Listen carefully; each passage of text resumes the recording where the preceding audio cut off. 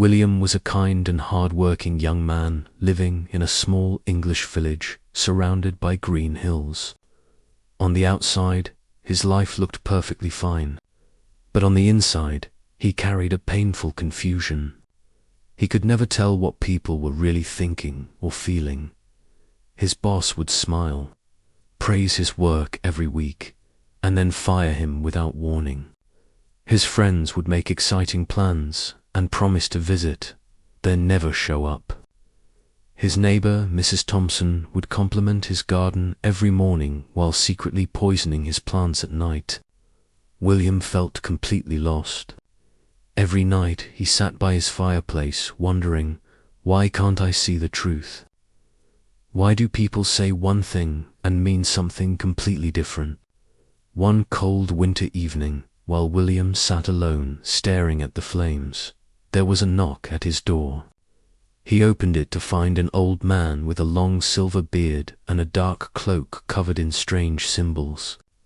The man introduced himself as Professor Edmund, a traveler and student of human nature.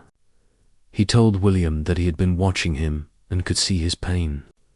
He offered to teach him how to truly read people. William welcomed him inside, made warm tea, and they sat together by the fire. The professor asked William, "When someone smiles at you, do you always trust that smile?" William said yes. The professor shook his head. "A smile can hide 1,000 secrets," he said.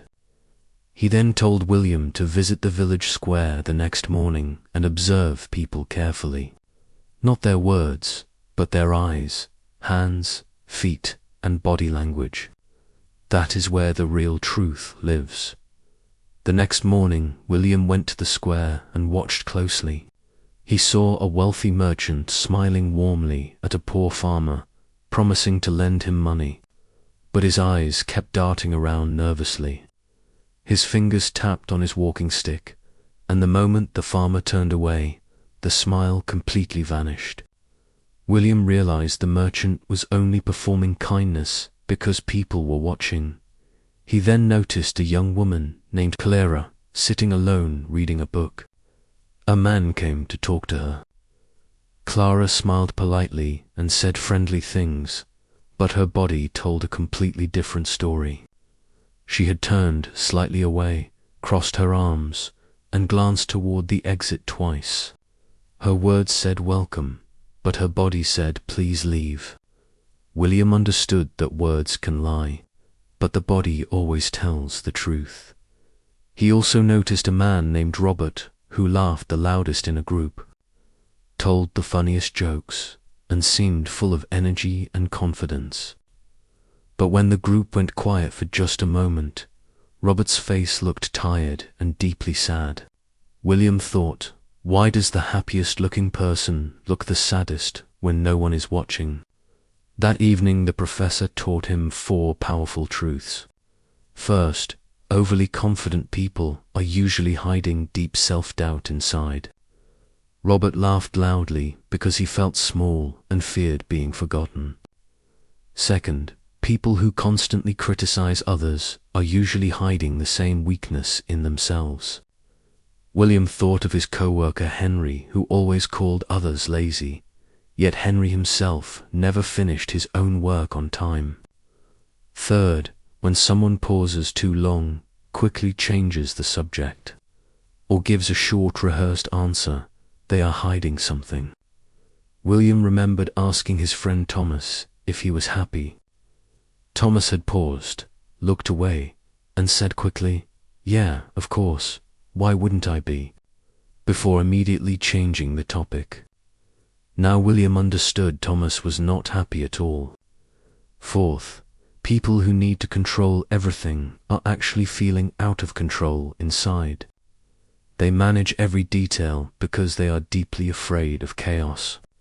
William thought of his aunt who planned every family gathering perfectly and became upset if anything changed. He used to think she was bossy. Now he understood she was simply scared. William practiced these lessons every day, and slowly people became easier to understand. But one evening something unexpected happened.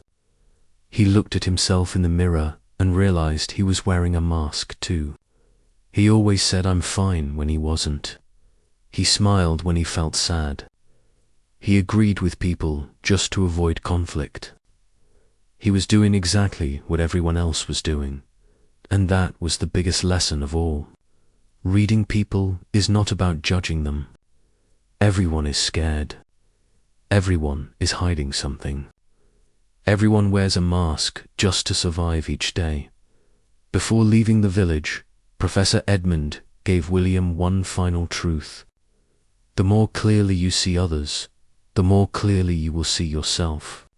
And when you truly see yourself, you become free. William smiled a real and genuine smile for the first time in a long while, and thanked the professor from his heart.